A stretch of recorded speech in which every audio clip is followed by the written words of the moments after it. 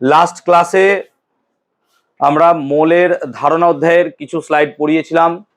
আমরা সেখানে পারমাণবিক ভর বা পারমাণবিক গুরুত্ব আলোচনা করেছিলাম। কাকে বলে না, তো কোনো একটি মৌলের পরমাণুর ভর হাইড্রোজেনের তুলনায় যতগুণ ভারী তাকে বলা হয় হাইড্রোজেন স্কেলে পারমাণবিক ভর।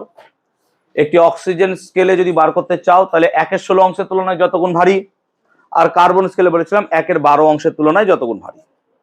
এই 16, 12 এগুলো কেন এসেছিল? বিকজ অফ তাদের মাস, ভর। কারণ অক্সিজেনের ভর 16, কার্বনের ভর 12, হাইড্রোজেনের ভর 1।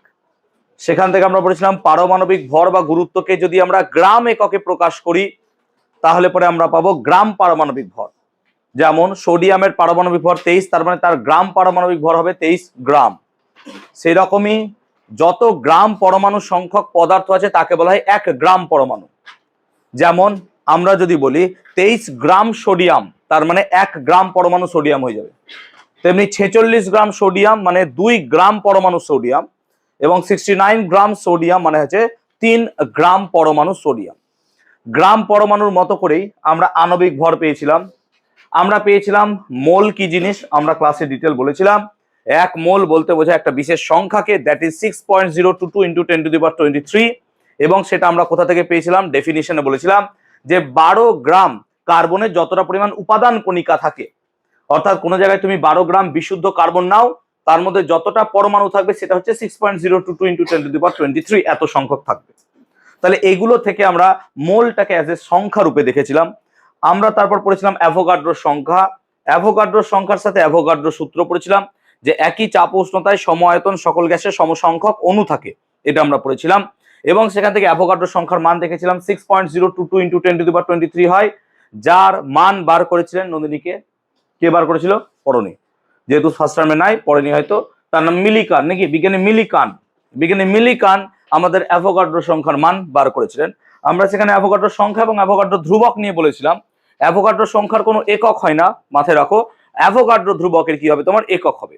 এককটা কি না, তো অ্যাভোগাড্রো সংখ্যা শুধুমাত্র একটা সংখ্যা, 6.022 × 10⁻23। কিন্তু যখনই আমি অ্যাভোগাড্রো ধ্রুবকের কথা বলবো, 6.022 × 10⁻23 প্রতি মোল, পার মোল, এই কথাটা ইউজ করতে হবে। সেজন্য অ্যাভোগাড্রো ধ্রুবকের আমার একটা একক হবে, দ্যাট ইজ কল্ড প্রতি মোল। এগুলো আমরা গত ক্লাসে বলেছিলাম, আমরা জাস্ট একটু আলোচনা করে দিচ্ছি। কত বড় অ্যাভোগাড্রো সংখ্যার মান হিসাব করো। আমরা আগের দিন বলেছিলাম যে 1000 কোটি যদি বিশ্বের মধ্যে লোক ধরে নিতে পারি আমরা, আর অ্যাভোগাড্রো সংখ্যক টাকা আমার কাছে থাকে, তাহলেও দেখা গেল কয়েক লক্ষ কোটি টাকা আমরা পাবো, প্রায় 50 লাখ 60 লাখ কোটি করে এক একজন পাবো। তো যেটা কোয়াইট মানে ইম্পসিবল, যে ধরতেই পারবো না। সেজন্য অ্যাভোগাড্রোর সংখ্যা বিশাল বড়। সেজন্য হুটহাট করে আমরা অ্যাভোগাড্রোর সংখ্যা কোনো জায়গায় কি উপস্থিত আছে আমরা বলতে পারবো না। যেমন ধরো গোটা বিশ্বে মানুষের সংখ্যা হচ্ছে প্রায় 800 কোটি, কিন্তু কোনোদিন যদি বলে দিই আমরা যে 1 অ্যাভোগাড্রো সংখ্যক মানুষ আছে, মানে 1 মোল মানুষ আছে, 1 মোল মানে 6 এর পিছনে 23 খানা শূন্য বসালে যতগুলো মানুষ হয়, মানে ইম্পসিবল, হবেই না, ওরা ভাবতেই পারবো না আমরা। ঠিক আছে, সেই জন্য কোনো কিছু বলার আগে আমরা ভাববো যে সেটা মোলের যুক্তিগত কিনা। এখানে আমরা সেই সংখ্যাগুলো বলেছিলাম, যে সংখ্যাগুলো একটু আগে আলোচনা করলাম, এবং আমরা এইভাবে গ্রাম পরমাণু সংখ্যা বার করেছিলাম। মনে করে দেখো যে 84-কে কি করেছিলাম? 84-কে 14 দিয়ে ভাগ করেছিলাম। কেন? নাইট্রোজেনের গ্রাম পারমাণবিক ভর হচ্ছে 14 গ্রাম। সেরকম ভাবে আমরা আণবিক ভর বার করেছিলাম। অণুর ক্ষেত্রে আমরা বলেছিলাম 2 রকমের অণু পাওয়া যায়, একটা মৌলিক অণু আর একটা হচ্ছে যৌগিক অণু, এবং অণুর ধারণা কে দিয়েছিলেন? বিজ্ঞানী অ্যাভোগাড্রো। এবং মৌলিক অণু কি?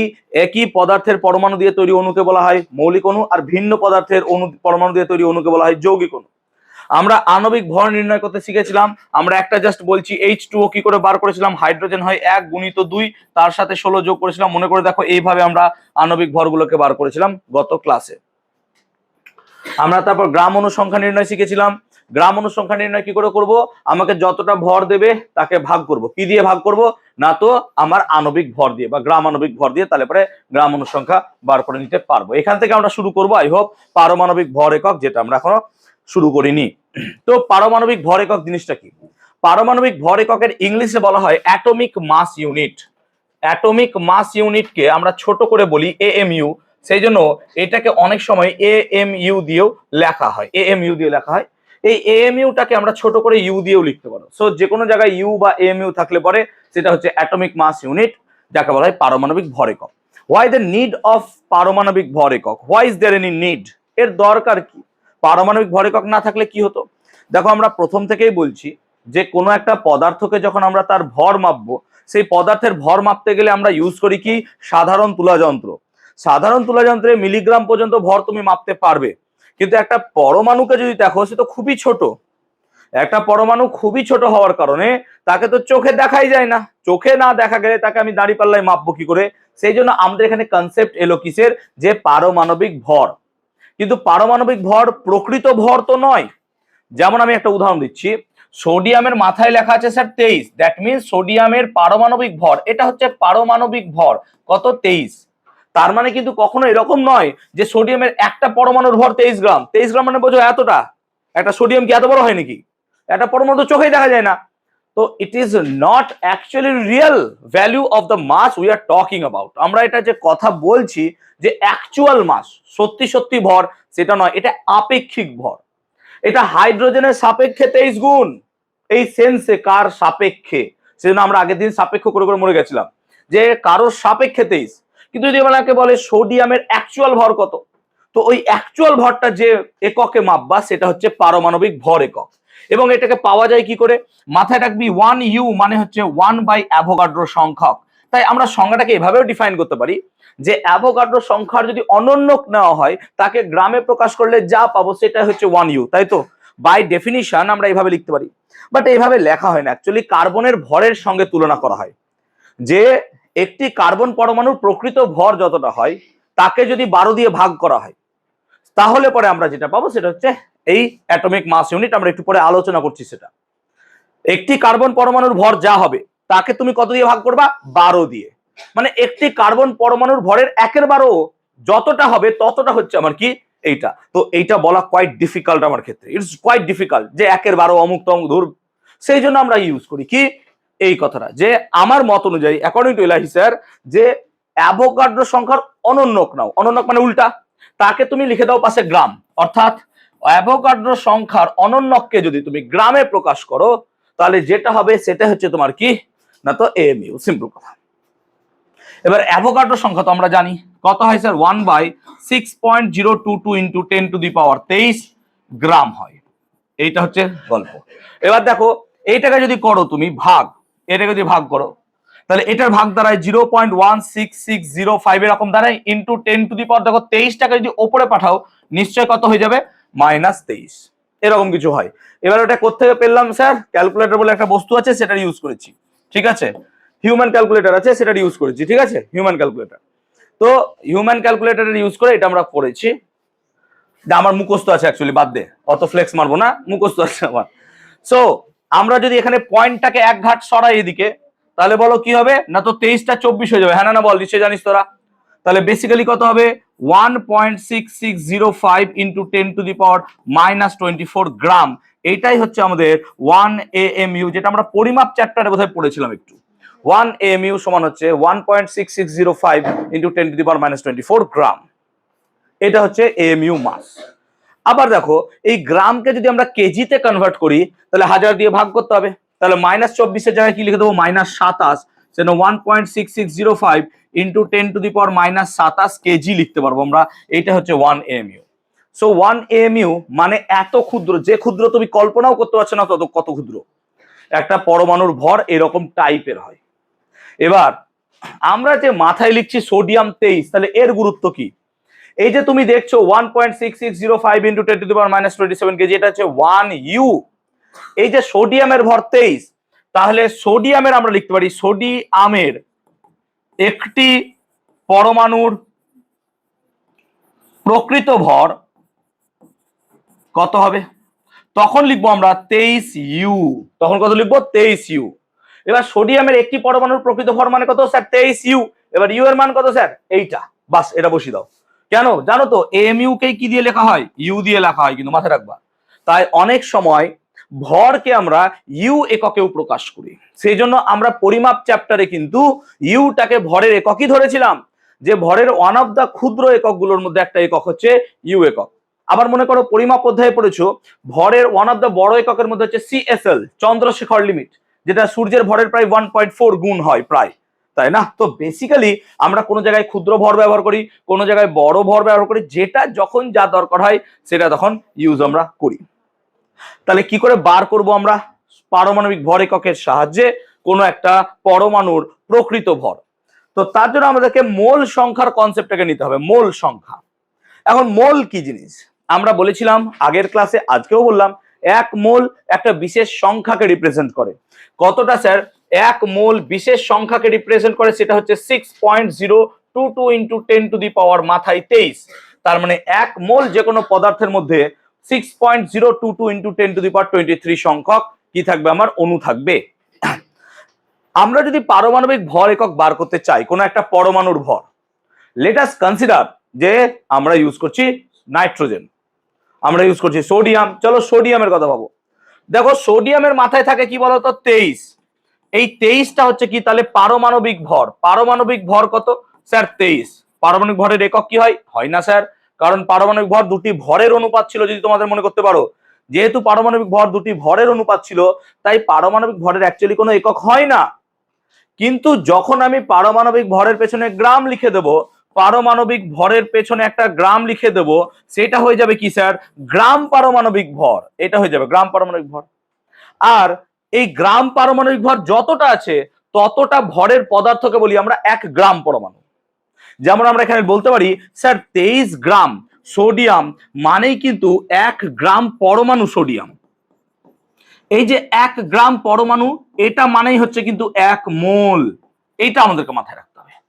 তাহলে 1 গ্রাম পরমাণু বেসিক্যালি নাথিং বাট 1 মোল। তাহলে 1 গ্রাম পরমাণু মানে হচ্ছে কি 1 মোল। কি বললাম কথাটা একবার বলছি, শুনে নাও। সোডিয়ামের মাথায় যে 23টা লেখা আছে, সেই 23টা সোডিয়ামের ভরকে রিপ্রেজেন্ট করছে। ভর মানে সোডিয়ামের ভর। তাহলে সোডিয়ামের ভর কত স্যার? না তো 23 গ্রাম। গ্রাম পারমাণবিক ভর। এখন এই গ্রাম পারমাণবিক ভর যতটা হবে ততটাকে বলছি আমরা 1 গ্রাম পরমাণু। এটা আগের ক্লাসে বলেছিলাম। যেমন ধরো 23 গ্রাম সোডিয়াম মানে হচ্ছে কিন্তু 1 গ্রাম পরমাণু সোডিয়াম, এবং এই 1 গ্রাম পরমাণু মানেই তুমি 1 মোল ভাবতে পারো। তাহলে আমরা কি বলতে পারি এখানে এক কথায় যে স্যার 23 গ্রাম সোডিয়ামের মধ্যে কিন্তু 6.022 ইন্টু 10⁻23 সংখ্যক কি থাকবে? পরমাণু থাকবে। হ্যাঁ না বলো? তাহলে 23 গ্রাম সোডিয়ামের মধ্যে 6.022 ইন্টু 10⁻23 সংখ্যক কি থাকবে? পরমাণু থাকবে। ঈশা দিকে দেখবে প্লিজ। তাহলে আমরা এখানে লিখতে পারবো কথাটা যে 6.022 ইন্টু 10⁻23 সংখ্যক Na এর ভর কত হবে? 23 গ্রাম। জাস্ট ইমাজিন করো এরকম কিছু, যে আমি কোনো এক জায়গায় 6 এর পেছনে 23 খানা শূন্য, এতটা সংখ্যক আমি কি করেছি? সোডিয়াম পরমাণু নিয়েছি। কিন্তু তাদেরকে যখন আমি মাপছি দেখছি তাদের ভর কত হচ্ছে? 23 গ্রাম। কি করে? By logics. আমি যা যা বোঝালাম সেই লজিক অনুযায়ী। তাহলে আমি কোনো জায়গায় যদি 6.022 ইন্টু 10⁻23, দেখো অ্যাকচুয়ালি এগুলোকে বোঝা এতটা কঠিন কেন হয়? বিকজ যে নাম্বারগুলোর আমি কথা বলছি না, সেই নাম্বার আমাদের ধরা ছোঁয়ার বাইরে। এই নাম্বার নিয়ে আমরা রিলেটই করতে পারি না ডেইলি লাইফে। আমরা ডেইলি লাইফে কি নিয়ে রিলেট করতে পারি? 100, 200, 500, 1000, 10,000, 1 লাখ, তাহলে কোটি মেনে নিলাম। বাট এটা 6 এর পেছনে 23 খানা শুনো, উই ক্যান নট মানে এস্টিমেটই করতে পারি না ভ্যালুটা কত। সেই জন্য তোমাদের বয়সেও আমার মাথায় এই জিনিসটা ঢুকতোই না যে এ কোথা থেকে এলো, হঠাৎ করে কেন লিখছে, কি ব্যাপার না ব্যাপার। এর পিছনে প্রচুর ইতিহাস আছে, কোথা থেকে এলো, কি করে এলো না এলো। সেই জন্য আমাদেরকে একটা কথা মাথায় রাখতে হবে যে সূর্যের ভর কত? এটা স্যার বিশাল বড় ভর, কারণ সূর্যকে তুমি দেখছো ছোট, কিন্তু সূর্যকে যখন কাছে যাব আমরা সূর্যকে দেখবো বিশালই বড়। সূর্যের যা ভর তা মোটামুটি সোলার বা সিস্টেম যতটা আছে তার প্রায় 90% ভর সূর্যের একার ভর। তাহলে সূর্যের ভর ভাবো কতটা। তাহলে বেসিক্যালি সূর্যের ভর প্রচুর বেশি। সেই রকমই আমরা যখন পরমাণুর গঠন পড়েছিলাম তখন বলেছিলাম যে পরমাণুর মোট ভর প্রায় সমস্তটাই কোথায় জমা আছে? নিউক্লিয়াসের ভেতরে জমা আছে। এবং nucleus is the most stable region inside the atom. অ্যাটমের মধ্যে সব থেকে মানে স্টেবল জায়গা হচ্ছে আমাদের nucleus. So in that respect আমরা সেই হিসেবে বলছি, একটা পরমাণুকে তো চোখে দেখা যায় না, কিন্তু আমরা এরকম বড় বড় করে পরমাণু আঁকছি, এটা কোয়াইট ইম্পসিবল। আমরা এটাকে বলেছিলাম স্কিমাটিক ডায়াগ্রাম। আমরা আলোচনা করেছিলাম যে একটা পরমাণুর নিউক্লিয়াসের ব্যাস প্রায় 10⁻15 হয়, whereas একটা পরমাণুর ব্যাস হয় প্রায় 10⁻12, মানে প্রায় 1000 গুণের পার্থক্য। মানে ভাবো যে আমি এখানে 1 সেন্টিমিটার ব্যাসার্ধের যদি একটা কি আঁকি নিউক্লিয়াস, তাহলে 1000 সেমি মানে 10 মিটার ব্যাসার্ধ যুক্ত বা ব্যাস যুক্ত আমাকে কি আঁকতে হবে? না তো সেই রকম ব্যাসের একটা পরমাণু আঁকতে হবে। Is it impossible? হয় না। সেজন্য বাস্তবে এরকম আঁকা যায় না, আমরা এটাকে ধরে নিই। সেই জন্য এই সংখ্যাটাকেও বাস্তবে তুমি ইমাজিনই করতে পারবে না। তুমি ভাবো এত সংখ্যক টাকাকে যদি আমরা পুরো জনগণের বিশ্বের যতগুলো আছে তাদের মধ্যে ভাগ করে দিই, যে তোমার কাছে এত টাকা হবে যে তুমি হেগে টিস্যু পেপারে না টাকা ছুট দিলে উপর মুছে দিলে কিছু হবে না। এইরকম একটা ব্যাপার যে বিদেশে হয়, আমাদের দেশে কালচার নাই, বলে না যে বিদেশিরা কি করে হেগে ডলারে মোছে, ওই যদি মুছে ছেড়ে ফেলে দাও তাও টাকা শেষ হবে না, এরকম টাকা। জাস্ট ইমাজিন করো, সেই রকম একটা আনইমাজিনেবল সংখ্যার কথা আমরা এখানে বলছি। তো স্বাভাবিক আমাদের ইমাজিনেশনের বাইরে। আমরা কত টাকা দেখতে পাই হাতে, 200, 100, 500, 1000, কোনোদিন 2000, 1000 চলে এলো মানে বিশাল বড় লোক নিজেকে ফিল করি, যে বড় লোক হয়ে গেছি, চলো আর দেখে লাভ নাই, তাই না? যতক্ষণ না আমি ভিখারি হচ্ছি ততক্ষণ না হাত চুলকাই যে কতক্ষণ খরচ করব। সিম্পল, এটা একটা সিম্পল ফেনোমেনা, তাই না? যখন আমারও টাকা হয় আমারও মনটা করে যে কি কিনবো, কি নাই বাড়িতে, কিছু তো কিনতে হবে। সো বেসিক্যালি এই জায়গায় আমরা চাই। তো বিকজ দ্যাট ইজ ইমাজিনেবল। এবার তোমার কাছে কি হলো, এক সুটকেস টাকা চলে এলো, তুমি হার্ট অ্যাটাক করে প্রথমে মরে যাবা যে কি দেখলাম আমি জীবনে কোনদিন দেখিনি। ফ্যাক্ট এইটাই। তো এটা আনইমাজিনেবল নাম্বার। তো আনইমাজিনেবল নাম্বার যেটা ইমাজিনই করতে পারছি না, সেটা নিয়ে পড়তে তো ভাই একটু কষ্ট হবে, স্বাভাবিক। বিকজ আমরা পড়ছি কোন লেভেলে ভাবো তো, পরমাণুর লেভেলে পড়ছি। আর পরমাণু তো আমাদের বাস্তবের মতো নয়, দুটো পরমাণু পড়ে আছে তুলে বাড়ি নিয়ে চলে যায়, ওরকম তো নয়। ফ্যাক্ট এরকম নয়, হলে তো ভালোই হতো। চলো আসি। ওকে, তো আমরা যদি 6.022 × 10⁻23 সংখ্যক সোডিয়ামের ভর দেখি, তাহলে তার ভর কত দাঁড়াবে? 23 গ্রাম। তাহলে একটি Na এর ভর কত হবে স্যার? 23/6.022 × 10⁻23 গ্রাম, এরকম কিছু দাঁড়াবে। কি হয়েছে বাবা, কথা হচ্ছে কেন তো? এত গ্রাম। এবার তোমরা বলো এটাকে কি ভেঙে আমি এইভাবে লিখতে পারবো? 23 × 1/6.022 × 10⁻23 গ্রাম হবে, হ্যাঁ না বলবে? আর এইটা মানেই তোমাদের একটু আগে শিখিয়ে দিয়েছি যে 23 × 1.6605 × 10⁻, কত হয়? -24 গ্রাম, হ্যাঁ না বলো? আর এটা মানে ইউ, হ্যাঁ না বলো? সেজন্য এটাকে কি আমরা এইভাবে লিখতে পারবো? 23 ইউ, হ্যাঁ না বলো? সব লিখতে পারবো যেটা ইচ্ছা। তো দেখো আমরা ইউ এককের সাহায্যে একটি যে কোনো পরমাণুর প্রকৃত ভরকে রিপ্রেজেন্ট, প্রকাশ করতে পারছি। তো ইউ এককের সাহায্যে যে কোনো একটি পরমাণুর প্রকৃত ভরকে আমরা এখানে রিপ্রেজেন্ট করতে পারছি বা প্রকাশ করতে পারছি। ক্লিয়ার হয়েছে? তাহলে সোডিয়ামের পরমাণুর প্রকৃত ভর এইভাবে বার করলাম। সেজন্য আমরা এখানে একটা ফর্মুলা লিখতে পারি। ফর্মুলাটা কি রকম হতে পারে? ফর্মুলাটা এরকম হতে পারে যে প্রকৃত ভর, কোনো একটা মৌলের প্রকৃত ভর সমান আমরা কি লিখতে পারি? যে সেই মৌলের গ্রাম পারমাণবিক ভর, সেই মৌলের পারমাণবিক ভর গ্রাম এককে বাই অ্যাভোগাড্রো সংখ্যা। এই ফর্মুলাটা আমরা ইউজ করতে পারি। এই হচ্ছে ফর্মুলা। তাহলে কোন একটি মৌলের প্রকৃত ভর কত হবে?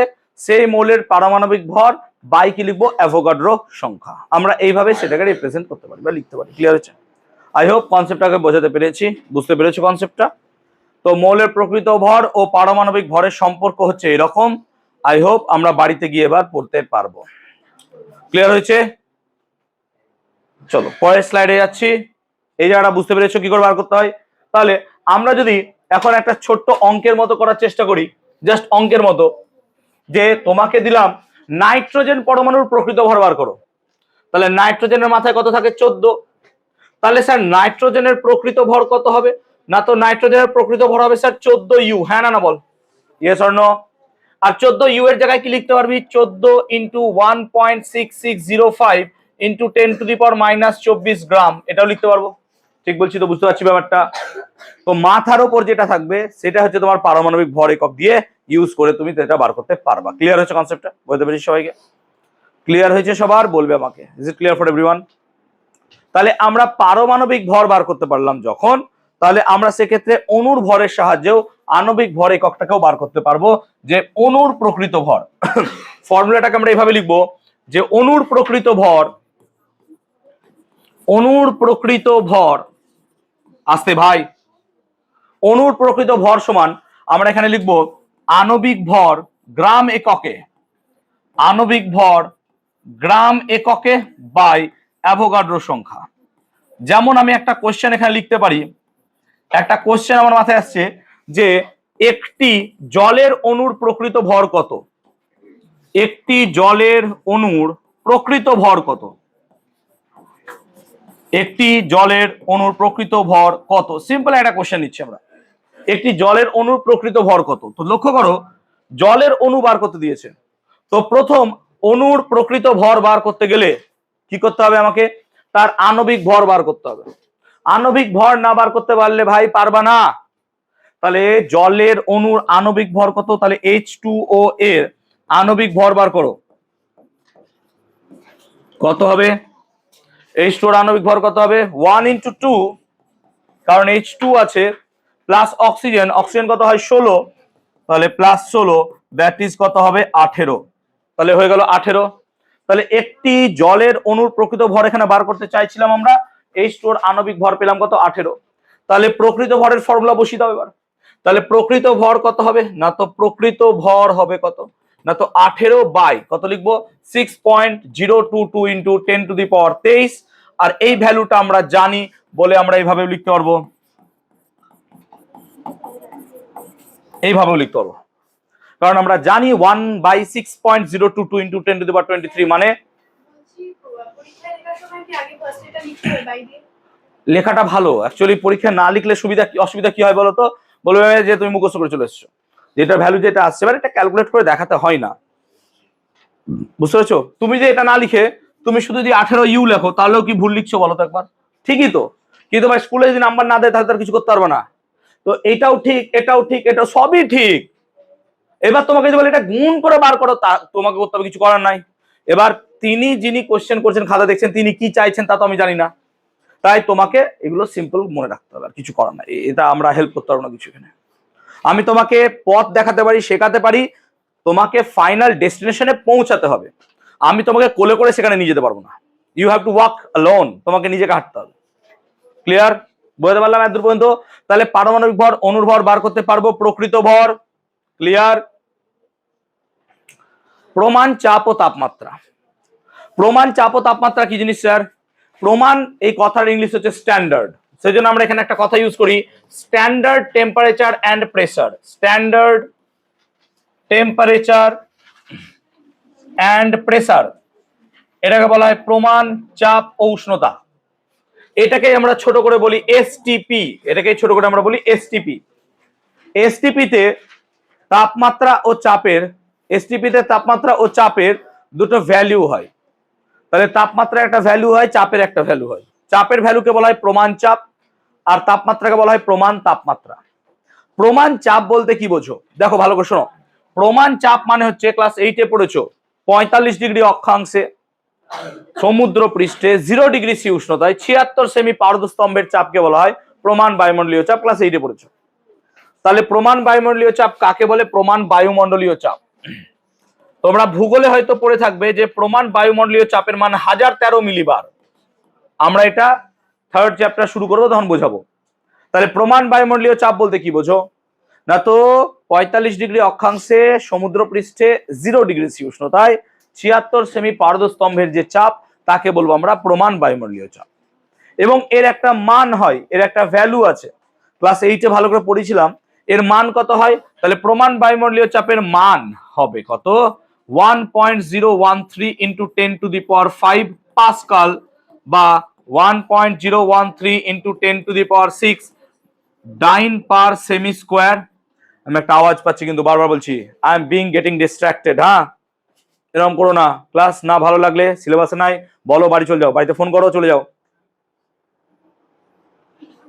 বারবার বলছি আমি ডিস্ট্রাক্টেড হচ্ছি, ভুল করবো এক্ষুনি, করো না রকম। তাহলে প্রমাণ বায়ুমণ্ডলীয় চাপ কাকে বলে?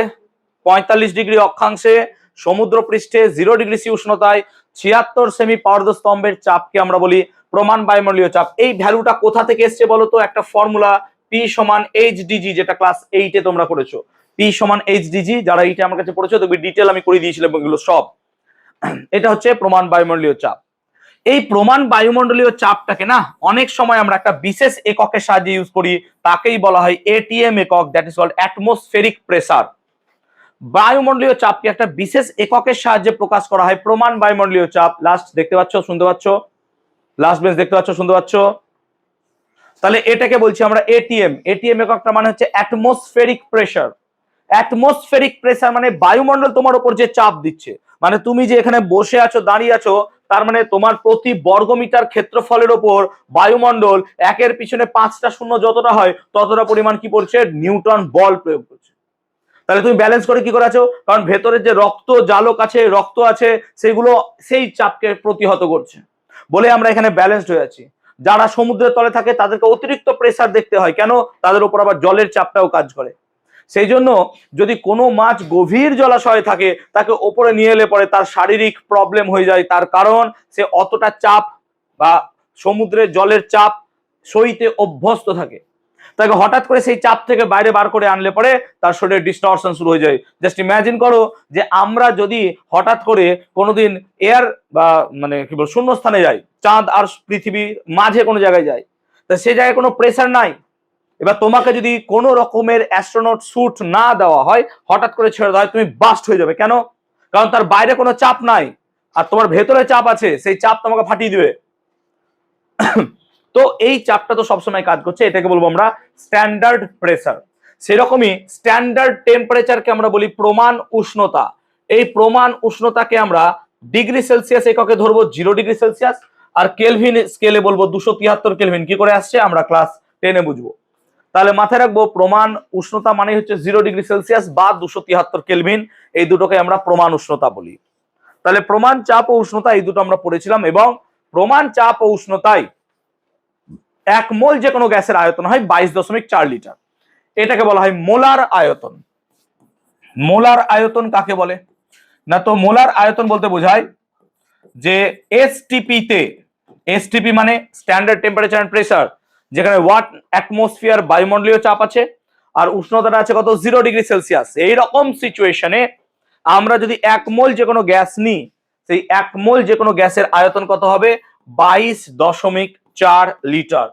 তাহলে 1 মোল যে কোনো গ্যাসের আয়তন হবে 22.4 লিটার। কোথায় না, তো এসটিপি তে। সেই কন্ডিশন চেঞ্জ হলে তোমার কিন্তু আয়তন চেঞ্জ হবে। তাহলে এসটিপি তে যে কোনো 1 মোল গ্যাসের আয়তন, যে কোনো গ্যাস নাও, carbon dioxide, nitrogen, nitric oxide, nitrogen dioxide, তুমি যে কোনো গ্যাস নাও, তার প্রত্যেকের আয়তন হবে 22.4 লিটার। সেই জন্য আমরা বলবো কি, এটাকে মোলার আয়তন। তেমনি মোলার ভর কাকে বলে, 1 মোল যে কোনো গ্যাসের ভর বা 1 মোল যে কোনো পদার্থের ভরকে বলবো মোলার ভর। যেমন ধরো 1 মোল কার্বন ডাই অক্সাইডের ভর হয় 44 গ্রাম, যেটা কার্বন ডাই অক্সাইডের আণবিক ভর। তাহলে 1 মোল যে কোনো পদার্থ মানেই তার আণবিক ভরের সমান ভর থাকবে। আই রিপিট, 1 মোল কোনো পদার্থ মানে তার আণবিক ভরের ভর থাকবে। যেমন কার্বন ডাই অক্সাইডের ভর কত, 44, সেজন্য 1 মোল কার্বন ডাই অক্সাইডের ভর হবে 44 গ্রাম। যেমন নাইট্রোজেনের ভর হচ্ছে 28 গ্রাম, সেজন্য 1 মোল নাইট্রোজেন মানে হবে 28। যেমন NH3 আগের দিন করেছিলাম, কত ছিল, 17, তাহলে 1 মোল অ্যামোনিয়া মানে হবে 17 গ্রাম। তেমনি 2 মোল অ্যামোনিয়া মানে হবে 34 গ্রাম। এরকম ভাবে সরল সম্পর্কে সেটা থাকে। আমরা আস্তে আস্তে ডিটেল বুঝবো। আই হোপ আজকে এই এসটিপির টপিকটা এখানে ক্লিয়ার হয়েছে। আমরা মোল সংখ্যা নির্ণয় করব। এখন মোল সংখ্যা নির্ণয় করব আমরা কি সাহায্যে, 3টি পদ্ধতিতে। একটা ভরের সাহায্যে করব। ভরের সাহায্যে কি করে মোল ক্লিয়ার করা যায়, আমরা আয়তনের সাহায্যে বার করব, এবং আমরা অণুর সংখ্যার সাহায্যে বার করব। তো এই 3টি পদ্ধতিতে মোল সংখ্যা বার করব। তো মোল সংখ্যা যখন ভরের সাহায্যে বার করব, আমাদেরকে ভর দুটো অপশনে থাকতে পারে, একটা পরমাণুর ভর আর একটা হচ্ছে অণুর ভর। তো পরমাণুর ক্ষেত্রে পরমাণুর ভর, অণুর ক্ষেত্রে অণুর ভর, আমরা এইভাবে ভাববো। তো আমরা বেসিক্যালি পরমাণুর ক্ষেত্রে কি করে বার করব। পরমাণুর ক্ষেত্রে আমরা যদি মোলার ভর বার করতে চাই বা মোল সংখ্যা বার করতে চাই, একটা ফর্মুলা সিম্পল লিখে রাখবো, তাহলে বুঝতে পারবো আমরা যে মোল সংখ্যা সমান কি হবে, আমাকে যতটা ভর দেবে, প্রদত্ত ভর, প্রদত্ত ভর মানে হচ্ছে যা ভর দেবে প্রশ্নে, ভর যা দেবে তোমাকে প্রশ্নে, তোমার একটা ভর দেবে, আর কি লিখবা, তাকে ভাগ করবা তুমি গ্রাম পারমাণবিক ভর দ্বারা, গ্রাম পারমাণবিক ভর দ্বারা। এরকম কিছু অমানবিক স্টুডেন্টস থাকে। অমানবিক কেমন, এইটাকে হাইফেন না লিখে বলছে স্যার গ্রাম মাইনাস পারমাণবিক ভর, মানে আই ডোন্ট নো কি রকম অমানবিক, বাট পারমাণবিক ভর এটা মানে হচ্ছে মাইনাস আছে এখানে, মাইনাস মানে কি বলবো আর আমি, তো এটা হাইফেন হয়, গ্রাম পারমাণবিক ভর, তো মাইনাস নয় ভাই প্লিজ, দেখো হাইফেন হয়, ঠিক আছে। তো অ প্লাস অ ওরকম হয় না যে দুটো অ হয়ে গেল। চলো ইংলিশে গুলো করি, অঙ্কের ক্ষেত্রে করি আমরা। তো কি করে বার করবো, দেখো একটা হিসাব দেখি। আমরা এখানে জানতে চাইছি, প্লিজ শুনবে, 56 গ্রাম নাইট্রোজেন পরমাণুর মোল সংখ্যা কত? তাহলে 56 গ্রাম নাইট্রোজেন পরমাণুর মোল সংখ্যা কত হবে? না তো প্রথমে কি বললাম, প্রদত্ত ভর। তোমাকে কটা ভর দিয়েছে স্যার? 56 দিয়েছে, 56 গ্রাম দিয়েছে। তো তুমি প্রদত্ত ভরের জায়গায় 56 গ্রাম লিখবে, বিকজ তোমাকে 56 গ্রাম দিয়েছে। তাহলে 56 গ্রাম নাইট্রোজেন পরমাণুর আমরা এখানে জানতে চাইছি মোল সংখ্যা কত। আমাকে কতটা ভর দিয়েছে? 56 গ্রাম ভর দিয়েছে, তো 56 গ্রাম লিখলাম। ভাগ করতে হবে কত দিয়ে? গ্রাম পারমাণবিক ভর। নাইট্রোজেনের গ্রাম পারমাণবিক ভর কত? 14 গ্রাম, কারণ নাইট্রোজেনের মাথায় কি লেখা থাকে? 14। তাহলে নাইট্রোজেনের গ্রাম পারমাণবিক ভর কত হচ্ছে? 14 গ্রাম। একে 14 গ্রাম দিয়ে যদি ভাগ করো, 4 14 56, so 4 should be your answer. আমরা এইভাবে বার করতে পারবো। ক্লিয়ার হয়েছে? বুঝাতে পেরেছি সবাইকে? পরমাণুর ক্ষেত্রে ক্লিয়ার? ওকে, দেখো করে যায় ডাউট? ক্লিয়ার হয়েছে? চলো, অণুর ক্ষেত্রে কি হতে পারে দেখো। অণুর ক্ষেত্রে দেখো, অণুর ক্ষেত্রে যদি বার করতে চাও, ভালো করে শুনবে, অণুর ক্ষেত্রে বার করতে চাও তাহলে কি সেম ফর্মুলা, যে মোল সংখ্যা সমান কি লিখবো? প্রদত্ত ভর মানে আমাকে যা ভর দিয়েছে, বাই নিচে লিখবো গ্রাম আণবিক ভর। এটা হচ্ছে গল্প। তাহলে আমাকে যতটা ভর দিয়েছে বাই গ্রাম আণবিক ভর। ক্লিয়ার হয়েছে? যা ভর দিয়েছে বাই গ্রাম আণবিক ভর। এখন দেখো, আমরা যদি বলি 90 গ্রাম H2O, 90 গ্রাম H2O, আমরা গ্রাম কেন ইউজ করছি? মোল সংখ্যাটা বার করছি ভরের সাহায্যে, আর ভর মানেই তোমাকে এককটা কি হবে স্যার? গ্রাম। মাথায় থাকে যেন। তাহলে আমরা কোশ্চেন দিচ্ছি 90 গ্রাম H2O এর মোল সংখ্যা কত? এটা হচ্ছে কোশ্চেন। তাহলে কত? এটা কোশ্চেন যে 90 গ্রাম H2O এর মোল সংখ্যা কত। তো দেখো, 90 গ্রাম জল বা H2O এর মোল সংখ্যা যদি বার করতে চাও, তো তোমাকে কি জানতে হবে? আমাকে কত ভর দিয়েছে? কত ভর দিয়েছে? 90 গ্রাম। দেখতে পাচ্ছ 90 গ্রাম ভর দিয়েছে। আর তোমাকে কি জানতে হবে? গ্রাম আণবিক ভর। কার গ্রাম আণবিক ভর জানতে হবে? H2O। তাহলে H2O এর আণবিক ভর তো একটু আগে বোধহয় বার করানো শিখিয়েছি। কি করে হয় দেখো, H2O এর আণবিক ভর, H2O এর আণবিক ভর কত হয়? H2O এর আণবিক ভর হবে 1 × 2 + 16, দ্যাট ইজ 18। তাহলে এখান থেকে এবার দেখো, আণবিক ভর পেয়ে গেছো, আর তোমাকে প্রদত্ত ভর দিয়ে দিয়েছে। So you can calculate the mole সংখ্যা বাই সিম্পল ইকুয়েশন। মোল সংখ্যা equals to 90 gram by 18 gram. Exactly like this আমরা এরকমই করেছি। কেন করলাম দেখতেই পাচ্ছ তোমরা ক্যালকুলেশন। 90 গ্রাম বাই 18 গ্রাম মানে হচ্ছে 5। সো আমরা এখানে মোল সংখ্যা লিখবো 5। মাথা রাখবে, মোল সংখ্যার কোনো একক হবে না, মোল সংখ্যা 5 দিয়ে প্রকাশ করা হয়। বা আমরা বলতে পারি 90 গ্রাম H2O মানে 5 মোল H2O। বুঝতে পারছো ব্যাপারটা? এইভাবে বলতে পারো 90 গ্রাম H2O মানে হচ্ছে 5 মোল H2O। আই হোপ H2O বুঝতে পারলাম। যদি আমরা H2O বুঝে যেতে পারি, তাহলে পরে আমরা কি 160 গ্রাম NaOH এর মোল সংখ্যা বার করতে পারবো? চলো করো। কথা বলবে না। 160 গ্রাম NaOH এ, বাবু খাতা বলে একটা বস্তু হয়, 160 গ্রাম NaOH এর আমরা কি বার করতে চাইছি? মোল সংখ্যা। চলো বার করো, শেখালাম তো। লেখো, হ্যান্ডসাম বয়। স্যার বল কোনটা? আণবিক ভর সমান 1 × 2 + 16। আগের দিন আসনি কেন? তো ফোন করতে হয় না? আমি ফোন করছি, ফোন পাচ্ছি না, ফোন ঢুকছে না। ব্লক করে রেখেছিস বোধহয়। আবার চলো করো, হয়ে গেছে? কি ফ্যান চালিয়ে দেবো? পাগল হয়েছিস?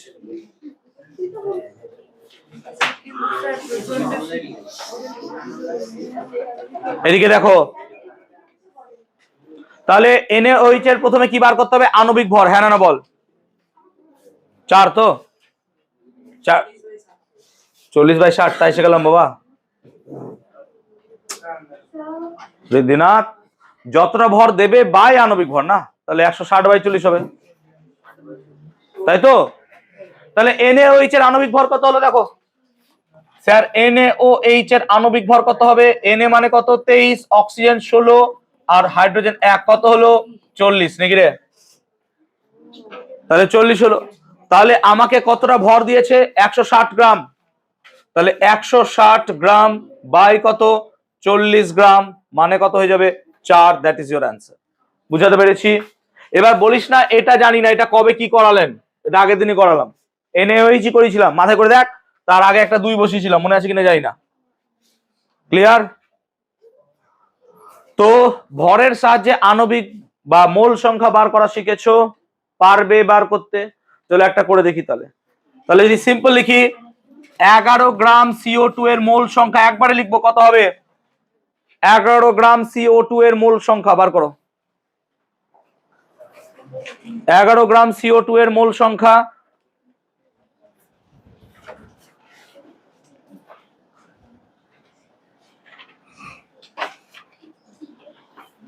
গ্রাম CO2 এর মোল সংখ্যা বার করবে।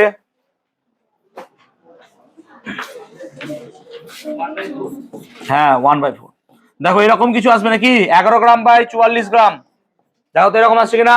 কারণ কার্বন ডাই অক্সাইড মানে হয় 44 গ্রাম, তাই না? কার্বন ডাই অক্সাইড কি করে 44 গ্রাম হয় বার করো, শিখিয়েছি আমি। হয়েছে বাবু? 1/4 এসছে। দেখ কার্বন কত হয় বলতো? 12 হয়, তুই 6 লিখলি কেন?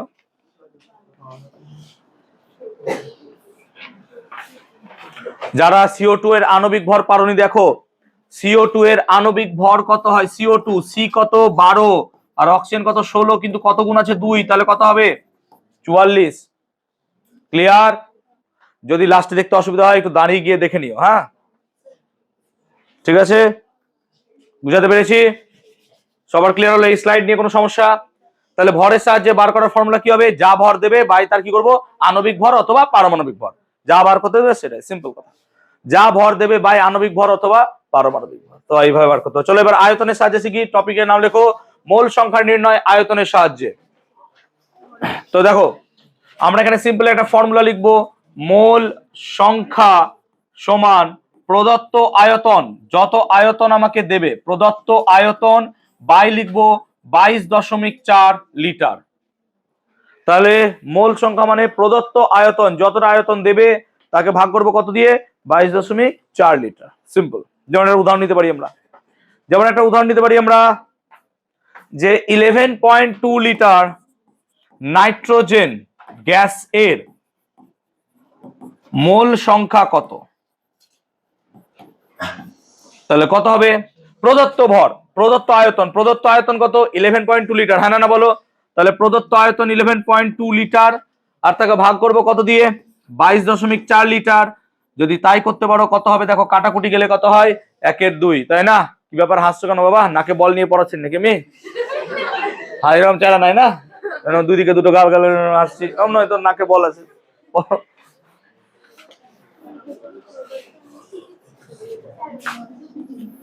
চলো হয়েছে? বুঝাতে পেরেছি? ক্লিয়ার? তাহলে আরেকটা করি, তাহলে বুঝতে পারবো। 67.2 লিটার CO2 গ্যাসের মোল সংখ্যা কত? চলো বার করো, পারবে প্রত্যেকে, ক্যালকুলেশন করো। 4 লিটার, এটা এগুলো লিটার।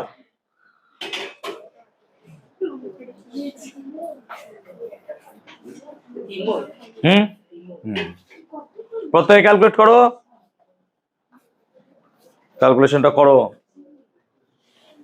করো। একটা তো খাতায় লিখছো না।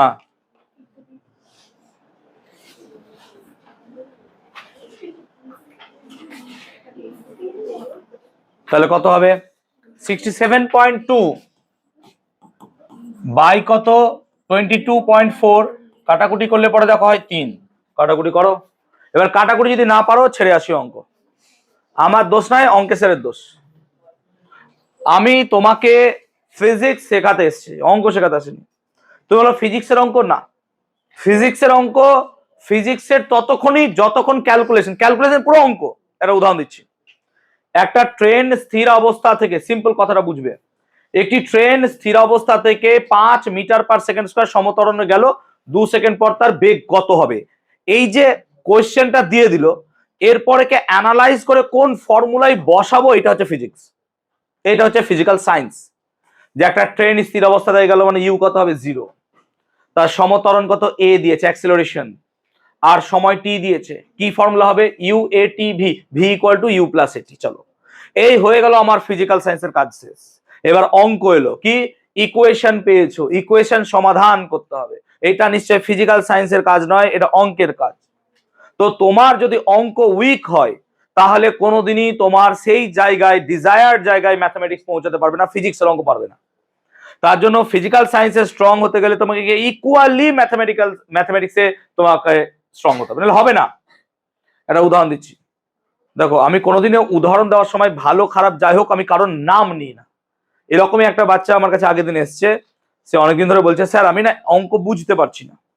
বললাম ভেরি গুড, অঙ্ক বুঝতে পারছো না, যে কি সমস্যা, বলছে আমার অঙ্ক মাথাতে একদমই ঢুকছে না। বললাম ভেরি গুড, ঠিক আছে এসো বসো, বসাই তোমাকে দিয়ে বললাম বলো তো বাবা 2x প্লাস 3y, বোঝো ব্যাপারটা, জাস্ট ইমাজিন করো যে তার স্কোয়ার, এটা বার করতে পারবা? বলছে না স্যার বার করতে পারবো না, এটা বার করতে পারবে না। আমি বললাম তুমি a প্লাস বি হোল স্কোয়ারের ফর্মুলা জানো? যাই হোক কুঁথে পেদে কিছু একটা অ্যান্সার বললো আমাকে যে হ্যাঁ স্যার এটা পারি। তুমি ভাবো একটা ছেলে, তুমি নিজেকে ইমাজিন করতে পারো, এই দুটোর মধ্যে পার্থক্য বুঝতে পারছে না যে এটা এ আর এটা বি, এটা এ আর এটা বি, এটা এ এটা বি, যখনই প্লাস দেখবে এটাকে এ ধরে নেবা, এটাকে বি ধরে নেবা, চলো স্কোয়ার করো, এইটুকু ও বুঝতেই পারছে না।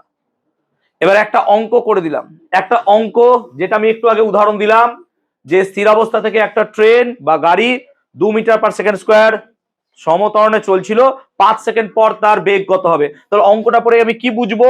ও পুরো অঙ্ক বুঝছে, ভাবো পুরো অঙ্ক বুঝছে। স্থির অবস্থা স্যার, তাহলে স্যার প্রাথমিক বেগ ইউ হবে 0, বুঝে ত্বরণ দিয়েছে তাহলে স্যার এ হবে, ফিজিক্যাল সায়েন্সটা বোঝো, 2 মিটার পার সেকেন্ড স্কোয়ার, বিশ্বাস করো।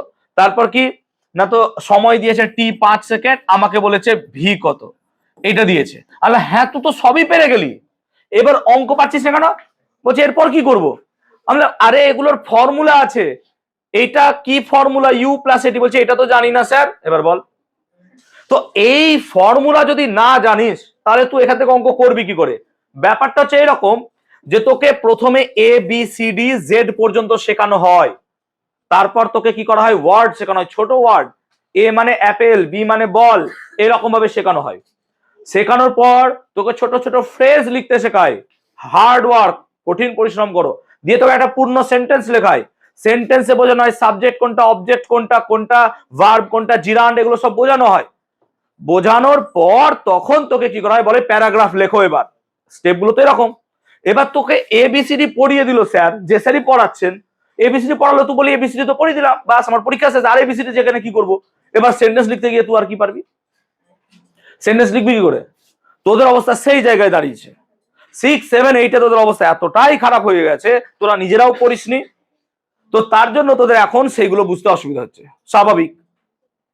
একটা সূচকের অঙ্ক, তোরা 9-এ পড়ছিস, সূচক আগে হয়ে যায়নি অঙ্ক? আগেও ছিল, আবার হবে।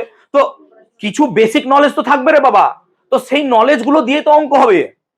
অঙ্ক খুব সুন্দর জিনিস, জীবনের জটিল থেকে জটিলতর অঙ্কের সমাধান তোমাদের কাছে আছে, কিন্তু বইয়ের অঙ্কের সমাধান তোমাদের কাছে নাই। দুর্ভাগ্য এই বিষয়টাই। একটা অ্যাপ নতুন বেরিয়েছে, সেই অ্যাপটার সম্বন্ধে যা হিস্ট্রি ফিউচার সব দেখে নিচ্ছি। এগুলো কি করিস? পড়াশোনা করিস তো?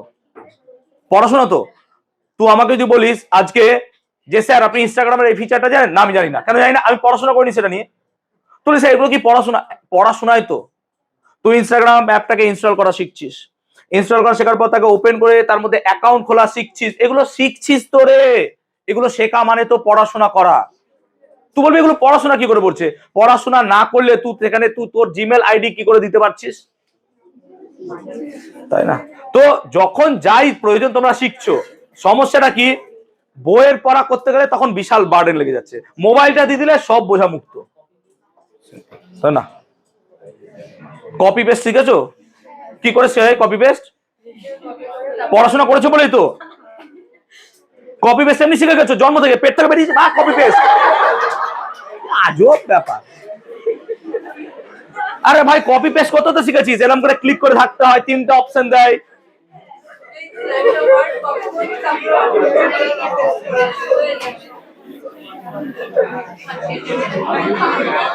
চলো এদিকে দেখো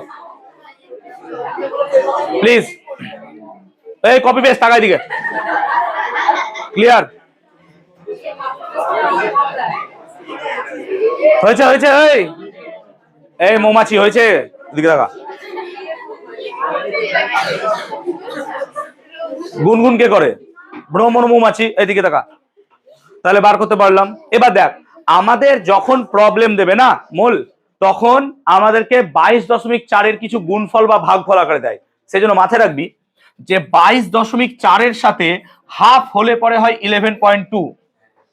মাথায় থাকবে 22.4 হাফ হয় 11.2, 22.4 1/4 হয় 5.6। মানে বোঝ, মানে কি 5.6 এর সাথে যদি 4 গুণ করিস তাহলে পাবি 22.4।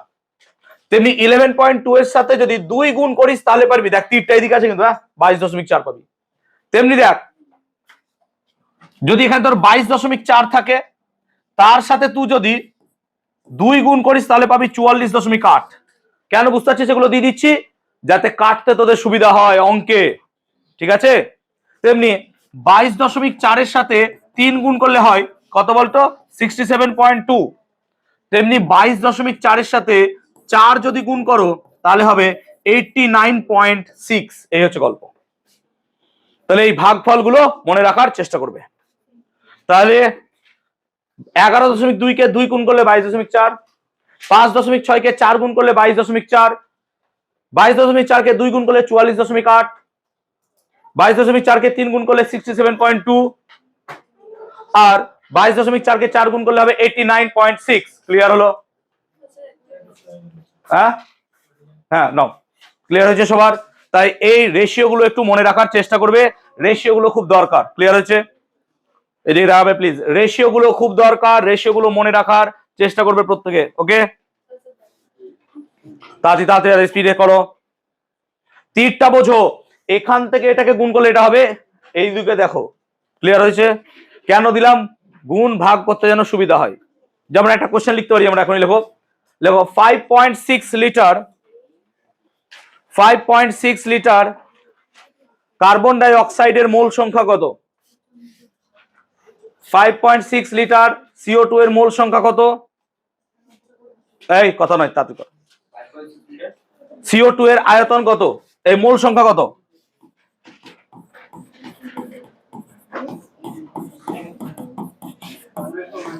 দেখো তাই হবে। এই দেখো কি করে জানলা যে স্যার মুখস্থ হয়ে গেছে, 4 দিয়ে কাটবে, হ্যাঁ না বল। তাহলে তোদেরকে সব রান্না বান্না করে চামচ পর্যন্ত তুলে মুখের কাছে এনে রেখেছি, তোদের কাছে যেন ডপ করে গিলে খাওয়া।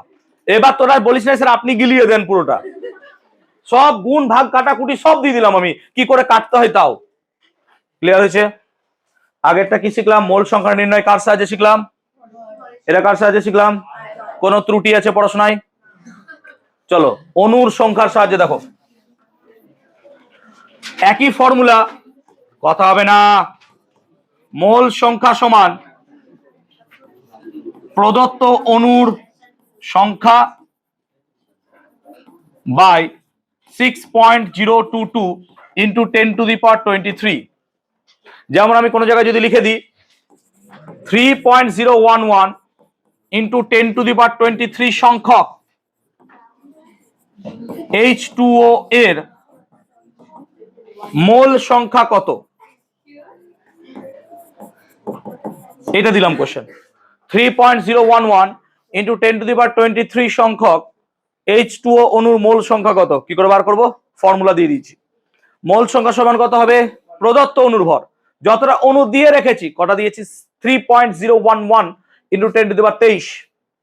তাহলে দেখো এখান থেকে মোল সংখ্যা কি করে বার করব? না তো স্যার মোল সংখ্যা সমান, প্লিজ কন্টিনিউ করবে।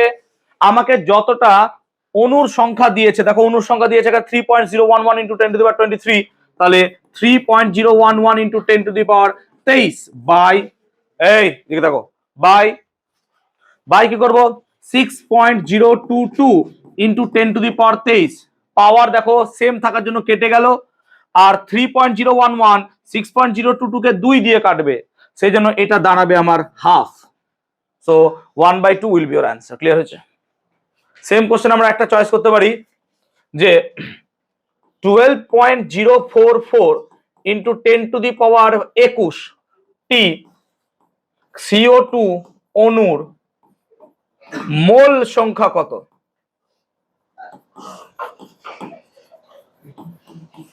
চলো ক্লিয়ার, এটা বার করবো। ওকে, সরি, করো।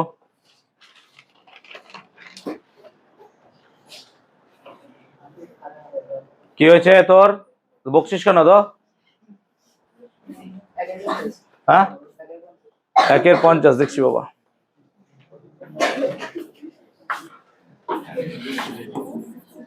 ফর্মুলা কি হবে তাহলে, তাকা এদিকে একটু।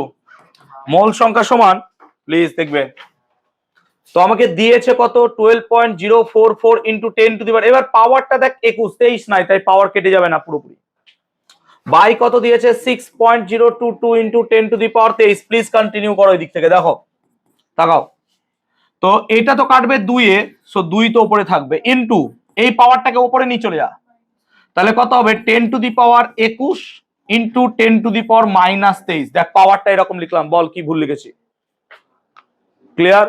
এবার যখন দুটোর বেস সেম আছে, পাওয়ারটা কি হবে, যোগ হয় গুণের ক্ষেত্রে, তাহলে কত হবে 2 গুণিত 10⁻21 - 23। ভগবান যদি তোদের প্রতি কৃপা থাকে তাহলে 21 থেকে 23 বিয়োগ করলে জানিস -2 হয়, -2 হবে। -2 নিচে পাঠিয়ে দিব, কত হবে তাহলে 2/10 স্কোয়ার, এটা মানে 2/100, এটা মানে 1/50। কেউ কেউ বলবে স্যার পাগল হয়ে গেছে, যে এরকম ভেঙে ভেঙে না করলে একবারে কেটে দিতে পারতেন। এই হচ্ছে স্টেপ। আর আমি কি করতাম বলতো, এখান থেকে দেখ, এটা তোদের জন্য করলাম, আমি কি করতাম দেখ, এই 21 আর 23 কাটলে পরে দেখ 2 এর পার্থক্য, যেদিকে বেশি আছে সেদিকে কেটে 2 লিখে দিতাম।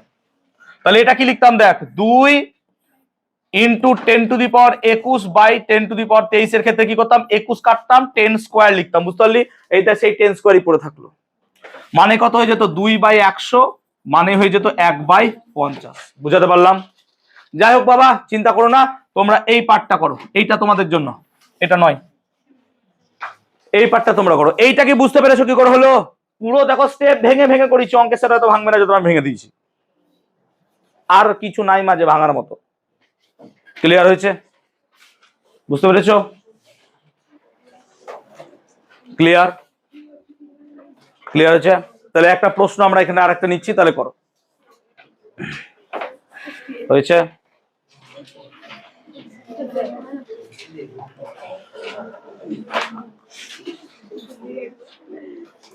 ঠিক আছে, লাস্টে কোশ্চেন নিয়ে ব্যাপারে ডাইরেক্ট করলে কিরকম ডাইরেক্ট করবে, ডাইরেক্ট উত্তর লিখে দেবে নাকি কারো দেখে? ওই দিকেরটা, হ্যাঁ কোনো ব্যাপার না, অবশ্যই দেবে। ডাইরেক্ট মানে কি, প্রশ্ন ডাইরেক্ট উত্তর, মানে ওরকম না তো। হয়েছে সবার? হয়েছে? এই ছেলে হয়েছে? সংকেত ওজনের ধারণা। দেখ, আমরা যখন আণবিক ভরের কথা বলি তখন আণবিক কথাটা এসছে অণু থেকে। এখন যদি অণুর কথা দেখিস, প্রকৃতিতে 2 রকমের বন্ধন বা 3 রকমের বন্ধনের সাহায্যে যৌগ গঠিত হয়। একটা হচ্ছে আয়নীয় বন্ধন বা আয়নীয় যৌগ। আয়নীয় যৌগের ক্ষেত্রে সংকেতটা কিরকম হয়, ধর আমি একটা উদাহরণ নিলাম NaCl। এই যে আয়নীয় যৌগ দেখছিস NaCl, এই NaCl কে ভাঙলে তুই দুটো জিনিস পাবি, একটা হচ্ছে Na+ ক্যাটায়ন আর একটা হচ্ছে Cl- আয়ন। এই ক্যাটায়ন আর অ্যানায়নের মধ্যে স্ট্রং তড়িৎ আকর্ষণ বল কাজ করে। তাহলে Na+ আর Cl- এর মধ্যে কি কাজ করছে বলতো, তড়িৎ আকর্ষণ বল। দেখ ক্যাটায়ন আছে আর অ্যানায়ন আছে, প্লাস মাইনাস একে অপরকে টানবে, তার জন্য এখানে যে যৌগটা তৈরি হবে সেটা কি হবে, আয়নীয় যৌগ। কিন্তু আমরা যদি অ্যামোনিয়ার গঠন দেখি না, তাহলে অ্যামোনিয়ার গঠনে দেখবো নাইট্রোজেনের সঙ্গে হাইড্রোজেনের ইলেকট্রন জোড় গঠনের মাধ্যমে 3টে এরকম প্রকৃত বন্ধন সৃষ্টি হয়, এরকম বন্ধন। তাহলে এটাকে প্রকৃতপক্ষে অণু আমরা বলতে পারবো। এটা অ্যাকচুয়াল অণু, যেখানে সমযোজী যৌগ আছে, যেখানে সমযোজী যৌগ আছে সেটা প্রকৃতপক্ষে অণু, কিন্তু যেখানে আয়নীয় যৌগ সেটা প্রকৃতপক্ষে অণু নয়। এখানে অ্যাকচুয়ালি অণুর কোনো অস্তিত্বই নাই, বিকজ এখানে ক্যাটায়ন অ্যানায়ন আছে। তাহলে এটা হচ্ছে তাদের মধ্যে মেজর ডিফারেন্স বা মূল পার্থক্য। কি পার্থক্যটা? যে এখানে ক্যাটায়ন অ্যানায়ন দিয়ে তৈরি হচ্ছে যৌগ, আর এখানে কি তৈরি হচ্ছে প্রকৃত বন্ধন, দ্যাট ইজ NH3 তে সমযোজী বন্ধন অ্যাকচুয়ালি আছে। তার ফলে এখানে অণুর অস্তিত্ব আছে। তো যেখানে অণুর অস্তিত্ব আছে সেখানে আমরা আণবিক কথাটা ব্যবহার করতে পারবো, বিকজ অণু কথাটা থেকেই তৈরি হয়েছে আণবিক। কিন্তু যেখানে অণুর অস্তিত্বই নাই সেখানে আমরা আণবিক কথাটা ইউজ করতে পারবো না। তাহলে NaCl এর আণবিক ভর, NaCl এর আণবিক ভর কত? Na হচ্ছে 23 আর Cl হচ্ছে 35.5, তাহলে 58.5। এই কথাটা কিন্তু ভুল, বিকজ অফ দ্যাট আণবিক ওয়ার্ড। তাহলে সোডিয়াম ক্লোরাইডের আণবিক ভর 58.5, এই কথাটা বলাটা যুক্তিসঙ্গত নয়। যুক্তিসঙ্গত নয়, তার কারণ কি? তার কারণ আমরা দেখছি NaCl এর মধ্যে প্রকৃত কোনো অণুর অস্তিত্ব নাই। অণুর অস্তিত্ব থাকলে সেখানে আমরা আণবিক কথাটা ব্যবহার করতে পারবো, আনলেস আমরা পারবো না। তো যেহেতু NaCl এর ক্ষেত্রে আমরা দেখতে পাচ্ছি ইজিলি যে এখানে কোনো অণুর অস্তিত্ব নাই, সেই জন্য আমরা আণবিক কথাটা এখানে ইউজ করতে পারবো না। সেই জন্য আমরা একটা নতুন কিছু ধারণা নিলাম, দ্যাট ইজ কল সংকেত ওজন। সেই জন্য আমরা এই কথাটাকে চেঞ্জ করে এইভাবে লিখবো, NaCl এর সংকেত ওজন ফর্মুলা ওয়েট বা ফর্মুলা মাস হচ্ছে 58.5। এই কোশ্চেনটা খুব ফেমাস কোশ্চেন, যাদের মৌলের ধারণা আছে চ্যাপ্টার, সেখানে এই কোশ্চেনটা দেয় যে সোডিয়াম ক্লোরাইডের আণবিক ভর 58.5, এই কথাটা বলা কতটা যুক্তিসঙ্গত? এই কথা বলাটা যুক্তিসঙ্গত নয়, কারণ NaCl এর মধ্যে অণুর কোনো অস্তিত্ব নাই। যেহেতু এখানে কোনো অণুর অস্তিত্ব নাই, আণবিক কথাটা আমরা এখানে বলতে পারবো না। আমরা এখানে সংকেত ভর বা সংকেত ওজন কথাটা বলবো। যেমন বুঝতে পারলাম ব্যাপারটা, যেমন আণবিক ভরের ক্ষেত্রে পেয়েছিলাম আণবিক ভর, গ্রাম আণবিক ভর, সেই রকম এখানেও পাবো গ্রাম সংকেত। তাহলে NaCl এর সংকেত ওজন হলো 58.5, তাহলে গ্রাম সংকেত ওজন কত হবে? 58.5 গ্রাম। হ্যাঁ না বলো, গ্রাম বসিয়ে দিলে হয়েছে। আর 58.5 গ্রাম যুক্ত সোডিয়াম ক্লোরাইডকে বলবো 1 গ্রাম সংকেত যুক্ত পদার্থ। এরকম ভাবে আমরা ভাবতে পারবো। আমাদের আরেকটা ফেমাস কোশ্চেন দেয়, কি কোশ্চেন বলতো? যে ক্লোরিনের পারমাণবিক গুরুত্ব ভগ্নাংশ হয় কেন? দেখো, ক্লোরিনের দুটি আইসোটোপ আছে, আমরা ওদের আগের ক্লাসে আলোচনা করেছিলাম ওদের পরমাণুর গঠনে, যে ক্লোরিনের দুটি আইসোটোপ আছে, একটা হচ্ছে Cl35 আর একটা হচ্ছে Cl37। Cl35টা প্রকৃতিতে 75% থাকে, হোয়ার অ্যাজ Cl37টা থাকে 25%। এদের যখন আমরা গড় করব, অ্যাভারেজ বার করব, গড়, তো গড় বার করতে গেলে গড়ের যে ভাগফল বা গড়ের যে অ্যান্সারটা বেরোয় সেটা আমাদের ফ্র্যাকশন বা ভগ্নাংশে বেরিয়ে যায়। সেই জন্য ক্লোরিনের পারমাণবিক গুরুত্ব যেহেতু আইসোটোপ গুলোর গড় নিতে হয়, কথাটা এইভাবে বলতে হবে, ক্লোরিনের পারমাণবিক ভর নির্ণয়ের সময় আইসোটোপ গুলোর কি নিতে হবে? আমাকে গড় নিতে হবে। সেই কারণে ক্লোরিনের পারমাণবিক গুরুত্ব ভগ্নাংশে থেকে যায়। ক্লিয়ার হলো? আমরা সম্ভবত মৌলের ধারণা চ্যাপ্টারটা শেষ করলাম, অঙ্ক শুরু করব মৌলের ধারণা দিয়ে। চলো, এটা হচ্ছে অঙ্ক মৌলের ধারণা প্রথম। দেখো, এই চ্যাপ্টারে যা যা থিওরি ছিল আমি সব পড়িয়ে দিয়েছি ওভারঅল মোটামুটি। আমাদের এই চ্যাপ্টার থেকে অঙ্ক শিখতে হবে। যদি তোমাদের অঙ্ক স্ট্রং হয়ে যায় তাহলে এই চ্যাপ্টার নিয়ে কোনো সমস্যা হবে না। ক্লিয়ার হয়েছে? কোয়েশ্চেন দেখো, বলছে 70 গ্রাম নাইট্রোজেন, তাহলে নাইট্রোজেনের ভর দিয়েছে 70 গ্রাম, তাহলে 70 গ্রাম নাইট্রোজেনের গ্রাম পরমাণু সংখ্যা। তাহলে আমরা একটা ফর্মুলা লিখিয়েছিলাম যে গ্রাম পরমাণুর সংখ্যা, গ্রাম পরমাণুর সংখ্যা সমান প্রদত্ত ভর, যতটা আমাকে দেবে ভর, বাই কি বলেছিলাম? গ্রাম পারমাণবিক ভর। হ্যাঁ না বলবি? বাই গ্রাম পারমাণবিক ভর, গ্রাম পারমাণবিক ভর।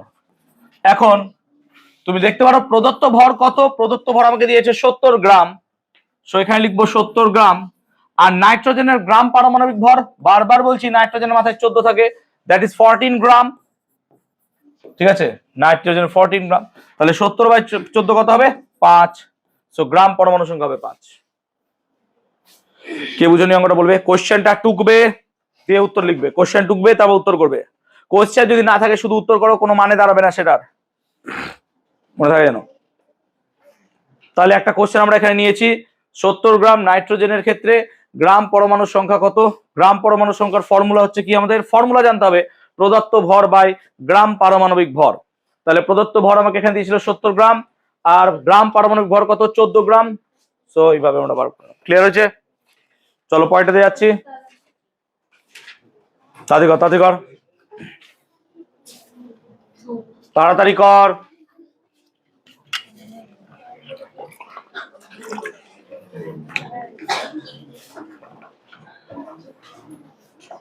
হয়েছে?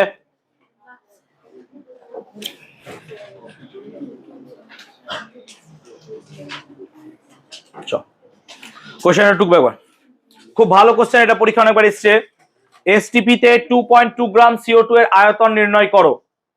এসটিপি তে 2.2 গ্রাম CO2 এর আয়তন নির্ণয় করো। এখন আমরা আয়তন নির্ণয় করতে পারি কিসের সাহায্যে? মোল সংখ্যার সাহায্যে, হ্যাঁ না বলো? কারণ মোল সংখ্যা যদি বার করতে পারি তাহলে মোল সংখ্যা সমান প্রদত্ত আয়তন বাই কত হয়? 22.4। এই ফর্মুলা দিয়ে বার করতে পারবো। এবার আমাকে 2.2 গ্রাম CO2, তাহলে এক কাজ করো, 2.2 গ্রাম CO2 এর মোল সংখ্যা বার করো। মোল সংখ্যা কত হবে দেখ। তাহলে 2.2 গ্রাম CO2 মানে আমাকে প্রদত্ত ভর কত দিয়েছে? 2.2 গ্রাম বাই CO2 এর আণবিক ভর কত হয়? 44 গ্রাম। মুখস্থ হয়ে যাওয়া উচিত ছিল, CO2 মানে 44 গ্রাম। যদি হয় কতবার, 1000 বার করতে হবে বোধহয়, তাও শিখতে পারবি না। কার্বন 12, অক্সিজেন কত? 16 গুণিত 2 হয়, তাই তো? 44। এটা কাটাকুটি করো, দশমিক তুলে দাও, গ্রাম গ্রাম কেটে যায়, 10 থাকে, 22 2 44, 1 এর 20 চলে এলো মোল সংখ্যা। এবার 1 মোল যে কোনো গ্যাসের আয়তন কত হয় রে? এখনই পড়ালাম, 1 মোল যে কোনো গ্যাসের আয়তন। সুজিতা কত বলো? 1 মোল যে কোনো গ্যাসের আয়তন কত হয়? 22.4 লিটার। এখন তো বোঝালাম মোলার আয়তন। তাহলে সিম্পল কথা, 1 মোল যে কোনো গ্যাসের আয়তন, যে কোনো তো না, এখানে CO2 দেওয়া আছে, 1 মোল CO2 গ্যাসের আয়তন কত হয় স্যার? 22.4 লিটার। তাহলে তোমাকে বার করতে হবে 1 এর 20 কত, তাহলে 22.4 গুণিত 1 এর 20, দশমিক তুলে 10 দাও নিচে, 20, 10 2 112, তার মানে হলো 112 by 100, that means 1.12 litre. That is your answer. হয়েছে? তাহলে এসটিপি তে 2.2 গ্রাম CO2 গ্যাসের আয়তন নির্ণয় করতে পারলাম আমরা, যেটা হচ্ছে আমাদের 1/20, 1.12 লিটার। ক্লিয়ার? বুঝতে পেরেছি?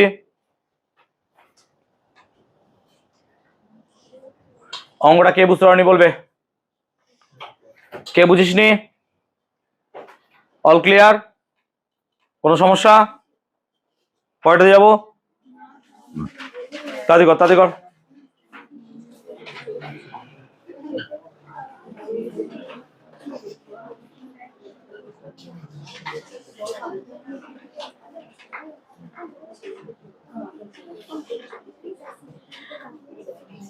হয়েছে?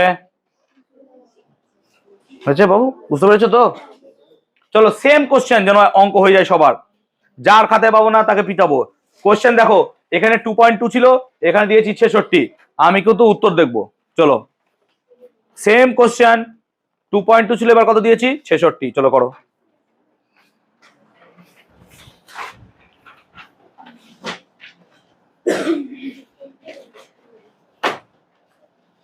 বুঝতে পেরেছিস দেবপ্রিয়?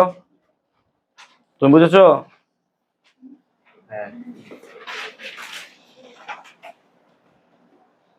রিদিনা, তোদের স্কুলের সিলেবাস শেষ নাকি কি আছে এক্সট্রা কিছু?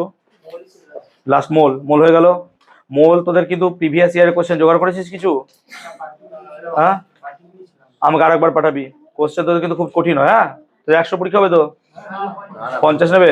আমাকে পাঠাবি কোশ্চেন। তুই কেন পাঠাবি? বর্ণগর? ও রিদিনাথ বর্ণগর পড়িস? রহরার কে আছিস? কেউ আছিস রহরার? ঠিক আছে, ওই ব্যাচে তাহলে রহরার আছে। ও বর্ণগর রামকৃষ্ণ মিশন, তো তাহলে যা করেছি তার বাইরে আর আসবে না, চিন্তা করিস না। তবে আমার নোটসের পেছনে যে কোশ্চেন গুলো আছে সেই কোশ্চেনের উত্তরগুলো খুঁজবে।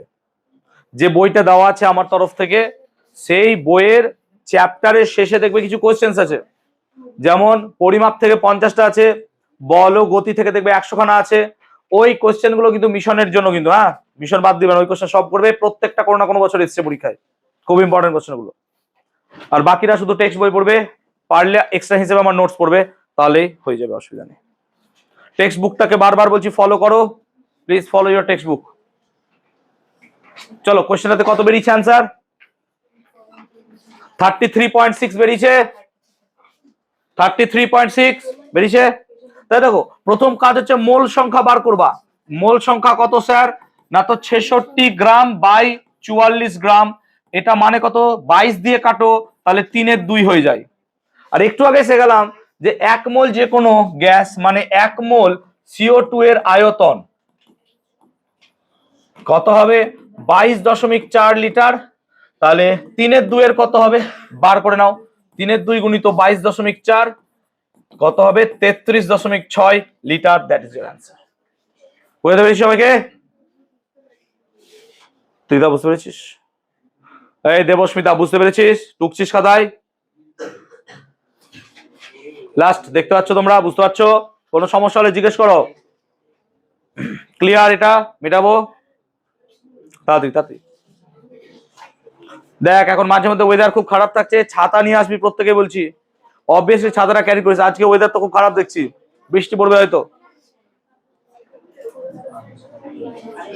হয়েছে? সমানসি হলো? চলো কোশ্চেন করবো।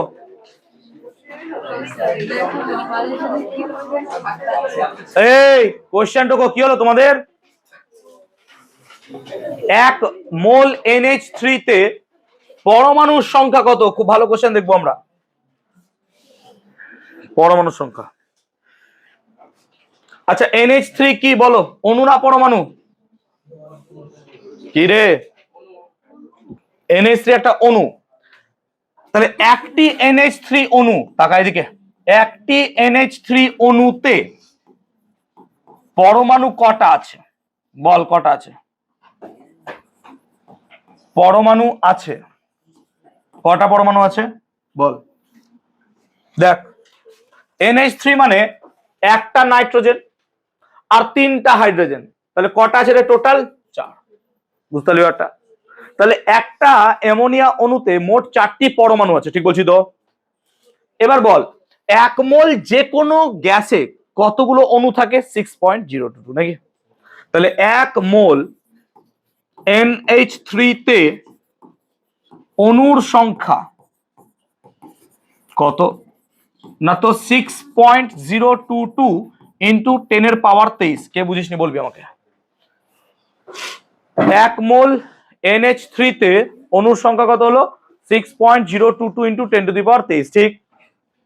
এবার বলো 1 মোল NH3 তে এতগুলো অণু আছে, কতগুলো? 6 এর পিছনে 23টা। আর তুমি জানো একটা NH3 অণুতে 4টি পরমাণু আছে। তোমাকে কোয়েশ্চেন বলছে পরমাণু কত হবে? তাহলে একটা NH3 তে যদি 4টে পরমাণু থাকে, তাহলে এতগুলো অণুতে কতগুলো পরমাণু থাকবে? এত ইন্টু 4, হ্যাঁ না বলো? তাহলে আমরা লিখবো 1 মোল NH3 তে পরমাণুর সংখ্যা, পরমাণুর সংখ্যা কত হবে? 4 গুণিত 6.022 গুণিত 10 টু দি পাওয়ার 23। কে বুঝিসনি বলবি? এবারে এই গুণটা করার দায়িত্ব তোমার নিজের। কি বুঝাতে পেরেছি? একটি NH3 অণুতে কটা পরমাণু আছে স্যার? 4টে। কি করে বুঝলি? আরে দেখ না রে ভাই, NH3 N এ একটা আছে আর হাইড্রোজেন আছে স্যার 3টা, দেখতে পাচ্ছি। তাহলে মোট 4টে পরমাণু আছে। এবার 1 মোল NH3 তে অণু আছে 6.022 ইন্টু 10 টু দি পাওয়ার 23টা। এতগুলো অণুতে তাহলে পরমাণু কত আছে? একটাতে যদি 4টা হয় তাহলে এতগুলোতে 4 ইন্টু এতটা, হ্যাঁ না বলবে? সো এইভাবে আমরা পরমাণু বার করবো। ক্লিয়ার? ক্লিয়ার হয়েছে? বুঝতে পেরেছি ব্যাপারটা? ক্লিয়ার হয়েছে সবার? Any doubt? ক্লিয়ার হয়েছে? ওকে চলো আমরা একটা বার করি তাহলে দেখি। ওকে হয়েছে? এটা পরে পেয়ে যাব। দেখো 9 গ্রাম জলে হাইড্রোজেন পরমাণুর সংখ্যা কত? একটা কোশ্চেন লিখলাম আমি। তাহলে 9 গ্রাম জলে হাইড্রোজেন পরমাণুর সংখ্যা কত? এটা আমি সিম্পল একটা কোশ্চেন দিলাম, চলো বার করবো। 9 গ্রাম জলে হাইড্রোজেন পরমাণুর সংখ্যা বার করবো। এই আস্তে,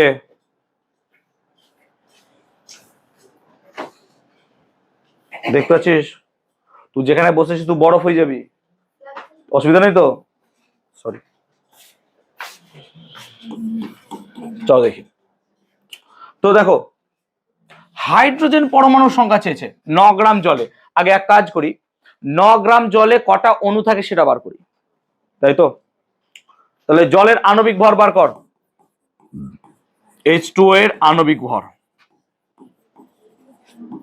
কত স্যার? 18 হয় নাকি রে? তাহলে আমরা কি বলতে পারবো, 18 গ্রাম জল মানে 1 মোল জল, হ্যাঁ না বল? আর 18 গ্রাম জল মানে কি মোল? 1 মোল। আর 1 মোলে কতগুলো অণু থাকে? 6.022 ইন্টু, তাহলে আমরা কি এটা এইভাবেও লিখতে পারবো যে 18 গ্রাম H2O তে অণুর সংখ্যা কত হবে? অণুর সংখ্যা হবে স্যার 6.022 ইন্টু 10⁻²৩ নাকি? ঠিক তো? কিন্তু কোশ্চেনটা 18 গ্রামে দেয়নি, কোশ্চেনটা আমাকে দিয়েছে 9 গ্রামে। তাহলে একে কত, 9 গ্রামে কত? চলো বুকে সাহস নিয়ে কোশ্চেনটা অঙ্কটা করো। তাহলে কত হবে? তাহলে পরে হবে দেখো 6.022 ইন্টু 10⁻23 ইন্টু 9/18। কাটাকুটি করলে কত হবে? তাকাবে, কাটাকুটি করলে হবে 3.011 ইন্টু 10⁻23। তুই বোঝা, তার মানে তুই কি দেখলি 9 গ্রাম জলের মধ্যে উপস্থিত মোট অণুর সংখ্যা, মোট অণুর কথা বলছি, we are not talking about পরমাণু, আমি অণুর কথা বলছি। তাহলে 9 গ্রাম জলে উপস্থিত অণুর সংখ্যা দাঁড়ালো 3.011 ইন্টু 10⁻23। Yes or no? কিন্তু আমাকে কোশ্চেন তো অণু বার করতে দেয়নি, আমাকে বলেছে পরমাণু। কোন পরমাণু? হাইড্রোজেন পরমাণু। তাকাই দিকে দেখ, H2O তে, একটি H2O তে উপস্থিত হাইড্রোজেনের সংখ্যা কটা হবে? উপস্থিত হাইড্রোজেনের সংখ্যা, তাকা এদিকে দেখ, একটা H2O, একটা H2O, তাহলে একটা H2O মানে এরকম হয়, এইটা পড়েছিস, হ্যাঁ না বল? তাহলে একটা H2O তে হাইড্রোজেন কটা আছে স্যার?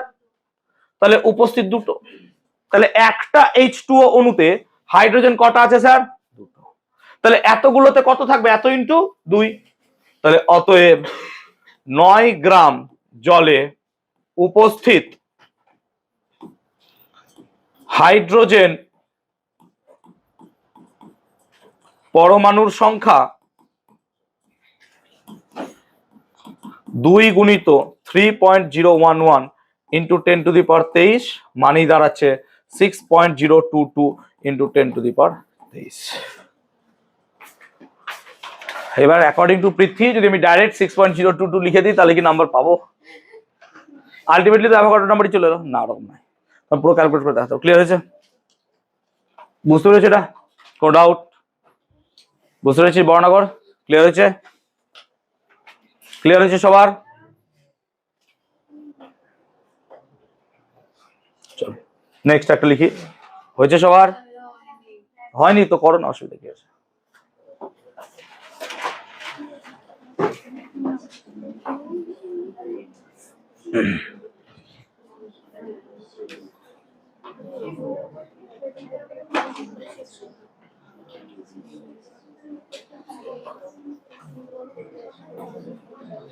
চলো হয়েছে, করো করো করো।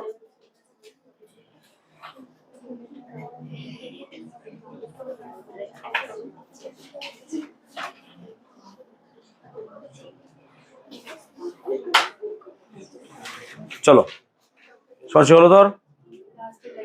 লেখ লেখ লেখ, হয়ে গেছে দেখ। 1 মিলিমোল দিলাম, হ্যাঁ 1 মিলিমোল কার্বন ডাই অক্সাইডের মোট পরমাণুর সংখ্যা কত?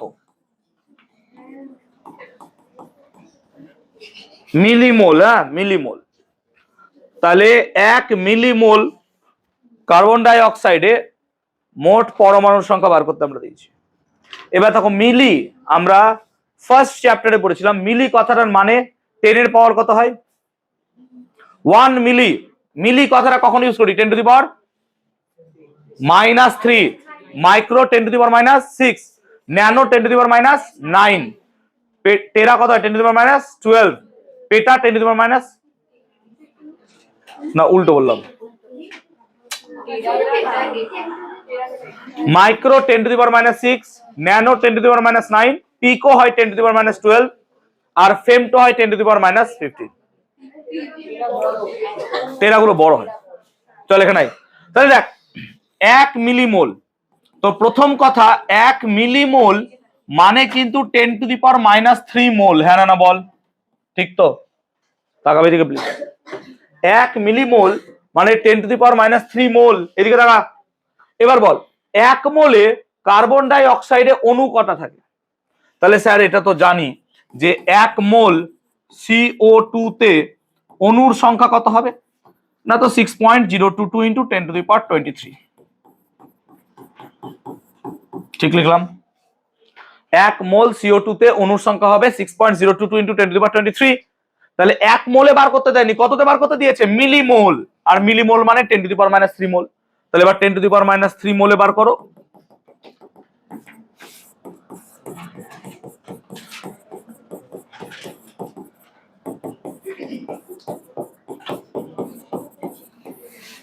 ক্লিয়ার? কিন্তু তোমাকে আবার অণু বার করতে দেয়নি, কি বার করতে দিয়েছে? পরমাণু। বলো একটা CO2 তে কটা মোট পরমাণু আছে? 3টা, হ্যাঁ না বল? কার্বন একটা, অক্সিজেন কটা আছে? 2টো, মোট কটা আছে? 3টে। তাহলে এতগুলোতে কত থাকবে? এত ইন্টু, বাস হয়ে গেল। তাহলে অতএব 1 মিলিমোল CO2 তে মোট পরমাণুর সংখ্যা সমান, যা গুণ হয় গুণটা করে দেবে, যা গুণ হয় গুণটা করে দেবে।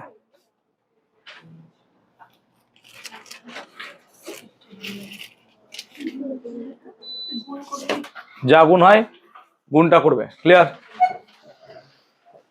ওকে, তাহলে আমরা মোল চ্যাপ্টার এতদূর রাখলাম আজকে। হ্যাঁ, মোল তোমাদের শেষ।